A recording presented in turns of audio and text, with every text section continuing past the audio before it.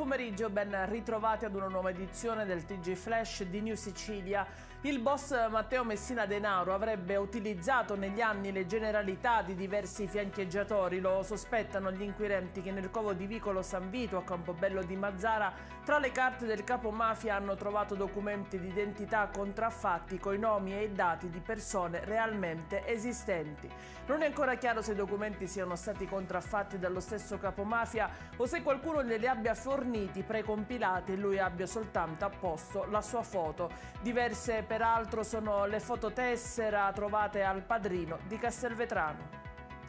L'ex pescatore Ernesto Favara dal carcere di Trapani ha mandato una lettera al padre della donna che ha ucciso, Maria Amatuzzo, nonché sua moglie. L'omicidio è avvenuto alla vigilia di Natale del 2022. La vittima di Marinella di Selinunte, a soli 29 anni, è stata uccisa con 12 coltellate all'addome. La lettera dell'uomo inizia con "Perdonami papà". Nella missiva scritta di proprio pugno, Favara cerca di giustificarsi per il delitto commesso e chiede scusa al padre della vittima, aggiungendo che ha sbagliato e che è affranto.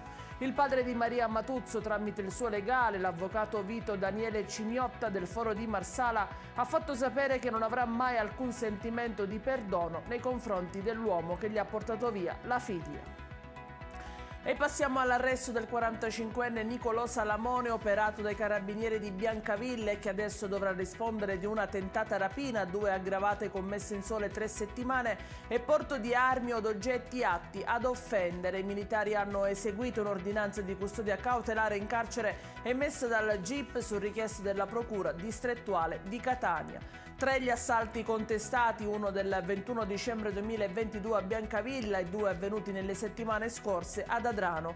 Fondamentale è stata la visione dei filmati di videosorveglianza che ne avrebbero permesso l'identificazione. Nella città metropolitana di Catania la dispersione scolastica si attesta intorno a una percentuale del 25,2%. Tale dato, unitamente ai correlati numeri della devianza giovanile, pone la città a livelli di primato nazionale, addirittura prima tra le 14 città metropolitane. Lo scrive il presidente della Corte d'Appello di Catania, Filippo Pennisi, nella relazione dell'anno giudiziario nel distretto. Questa era l'ultima notizia. Il TG Flash ritorna alle 18 con nuovi aggiornamenti. A più tardi.